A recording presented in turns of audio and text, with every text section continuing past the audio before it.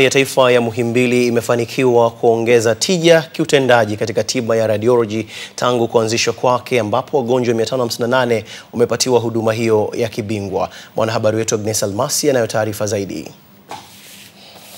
Tiba hiyo maalum inayotumia vifaa vya radiolojia katika kutibu ugonjwa au kutoa sampuli kutoka sehemu mbalimbali za mwili ambazo haziwezi kufikika kirahisi bila upasuaji, ambapo mkuu wa idara ya radiolojia hospitalini hapo Dr. Flora Lwakatare amesema hadi sasa tumeshatoa tiba kwa wagonjwa takriban 558, wengi wao wakiwa ni wale wenye vivimbe vya kinywa. Wetu anajipu kwenye ini.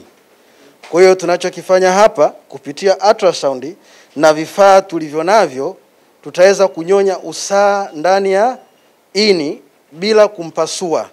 Kwa hiyo tutaingiza tu nyaya zetu humu ndani na sindano, tutanyonya kisha ataondoka kwenda nyumbani siku hiyo hiyo.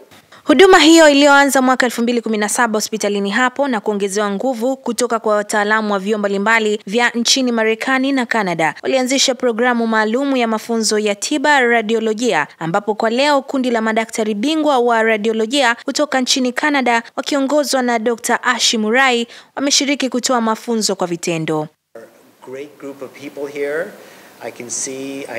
Najua programu hii ilianza mwaka uliopita na kwa muda huu mfupi programu hii inaendelea vizuri kabisa.